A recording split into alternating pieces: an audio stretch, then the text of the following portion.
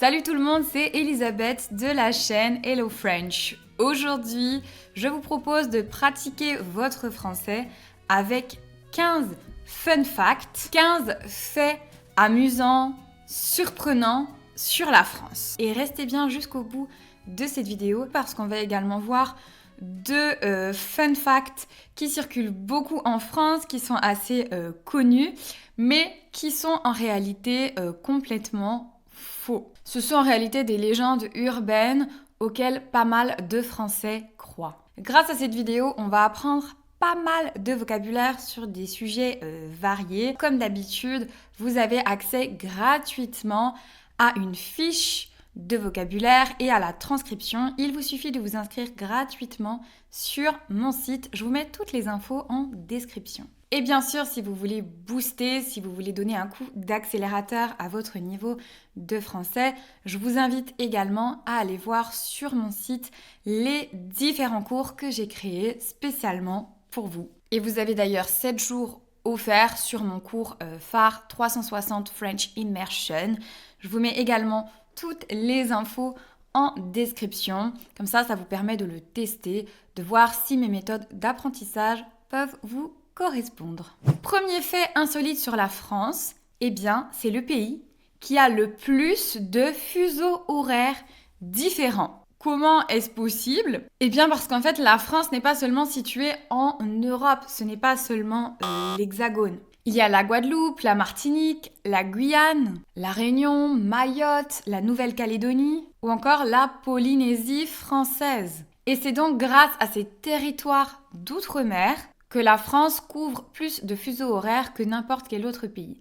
En tout, il y en a 12 et parfois même 13 quand il y a des décalages saisonniers. Donc il peut à la fois être midi et minuit en France. Depuis 2010, le repas gastronomique des Français est inscrit au patrimoine culturel immatériel de l'humanité de l'UNESCO. Donc ce n'est pas une recette précise. Ce n'est pas le bœuf bourguignon ou la raclette. C'est vraiment la manière de manger, la manière de concevoir un repas. Donc le fait de prendre son temps, de partager ce repas, de respecter un ordre précis, donc l'apéritif, l'entrée, le plat, le fromage, le dessert, et de véritablement célébrer un moment tous ensemble. Vous le savez, mais en France, manger, ce n'est pas seulement se nourrir, c'est vraiment presque une institution. Et d'ailleurs, autre symbole français protégé par l'UNESCO, eh bien, c'est la baguette. Depuis 2022, les savoir-faire artisanaux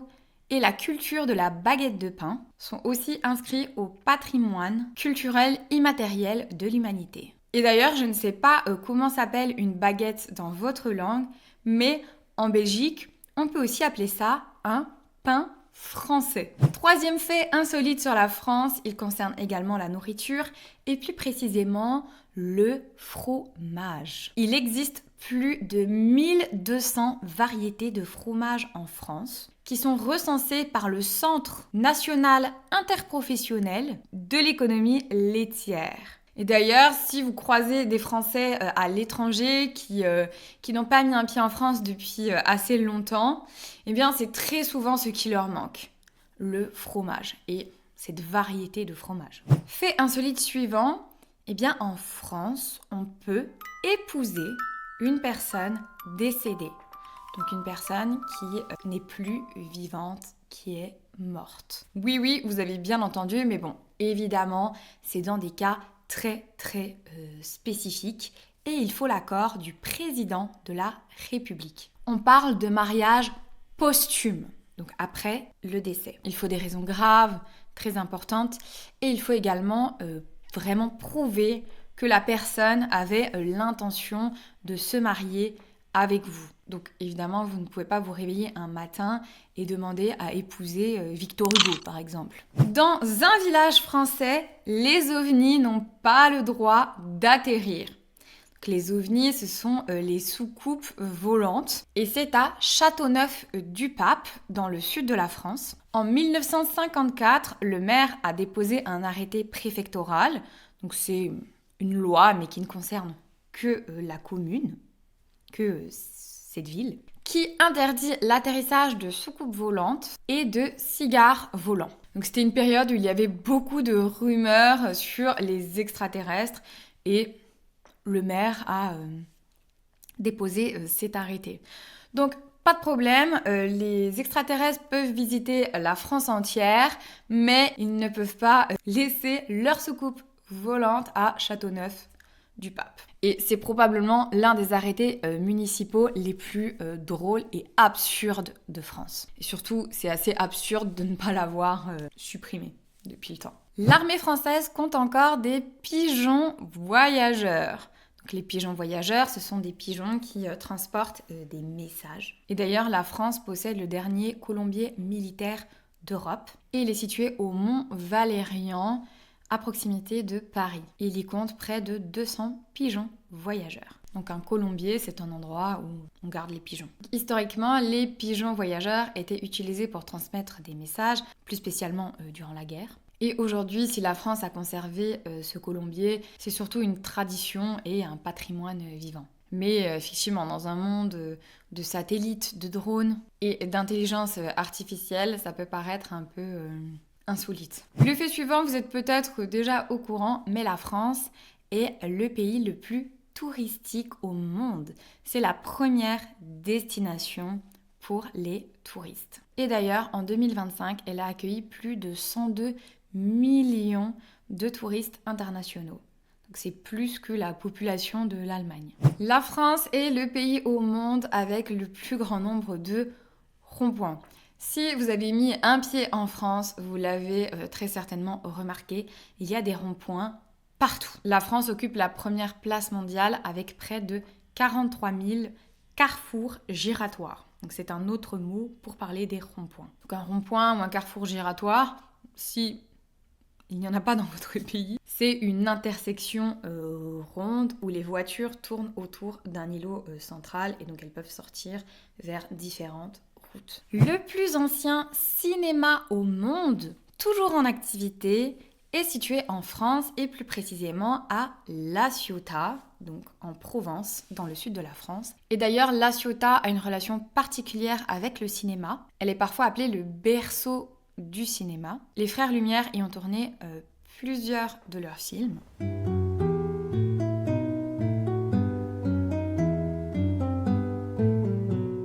Et donc je vous le disais, l'Éden Théâtre, qui a été construit en 1889, est aujourd'hui considéré comme le plus ancien cinéma au monde, toujours en activité. Le premier centre commercial, donc le premier grand magasin moderne, a vu le jour en France, à Paris. C'est le Bon Marché. Si vous avez déjà visité Paris, peut-être que vous y avez d'ailleurs fait un tour. Il a ouvert ses portes en 1852 et il a véritablement révolutionné le shopping. Le record de longévité humaine est français. Donc la personne qui a vécu le plus longtemps est une Française.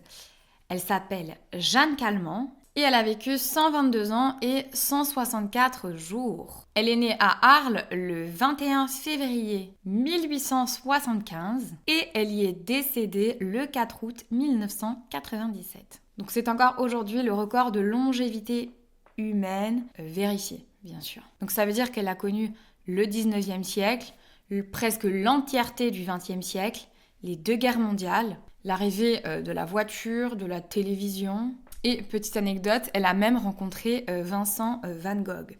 Donc c'est une personne qui a à la fois rencontré Vincent Van Gogh et connu l'arrivée d'Internet. En France, mettre le pain à l'envers porte malheur. Si vous posez une baguette ou un pain à l'envers sur la table, quelqu'un va peut-être le retourner immédiatement en criant « Malheureux, ça porte malheur !» C'est une superstition qui est toujours d'actualité aujourd'hui. D'ailleurs, par exemple, mon beau-père, il déteste qu'on mette un pain à l'envers, il va le retourner immédiatement en disant que ça porte malheur. Mais d'où vient cette superstition ? Eh bien, elle viendrait du pain qui était réservé pour le bourreau. Donc le bourreau, c'est une personne qui va exécuter les condamnés à mort. Apparemment, le boulanger plaçait le pain du bourreau à l'envers pour que personne d'autre ne le prenne. Donc aujourd'hui, ce n'est plus une peur pour tout le monde, mais je vous le disais, dans certaines familles, on ne rigole pas avec le pain. Il y a des quotas de chansons françaises à la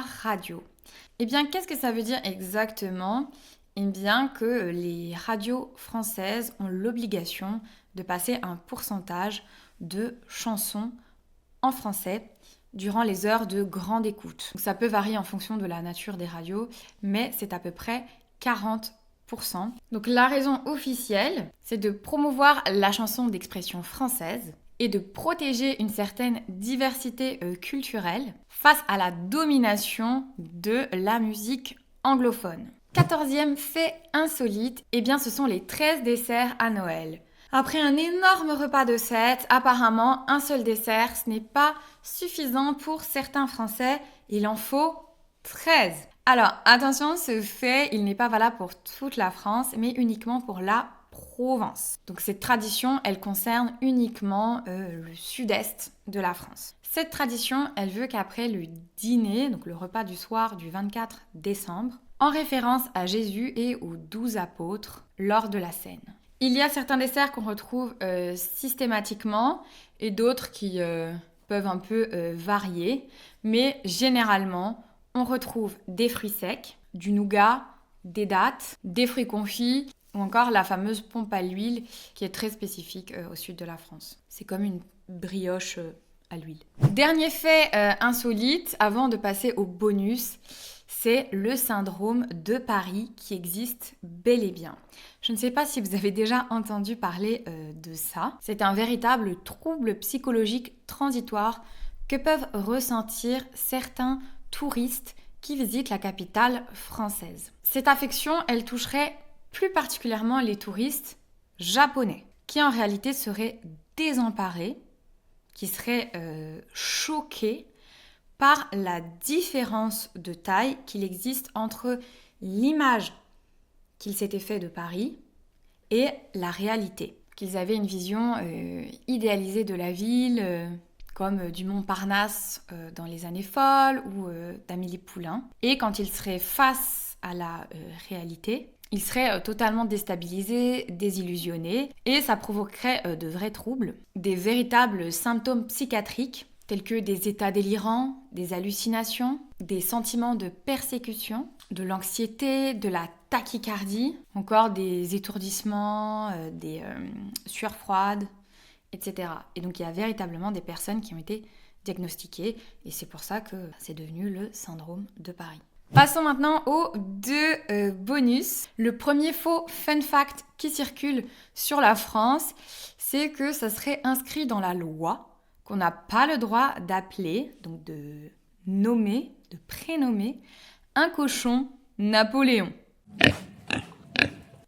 En réalité, c'est totalement faux, ce n'est pas du tout une loi, mais c'est une légende urbaine qui circule et qui est assez amusante. Et enfin, deuxième fun fact qu'on retrouve très régulièrement dans les listes à nouveau des lois françaises un peu absurdes, c'est le fait qu'on n'aurait pas le droit de s'embrasser sur le quai de la gare, que ce serait interdit donc d'embrasser quelqu'un sur le quai parce qu'à l'époque, ça aurait retardé les trains. En réalité, ça n'a jamais été une loi. Et de toute façon, aujourd'hui, le train ne va certainement pas vous attendre. Voilà, c'est la fin de cette vidéo. J'espère qu'elle vous a amusé, que vous avez pu apprendre des choses et notamment du nouveau vocabulaire.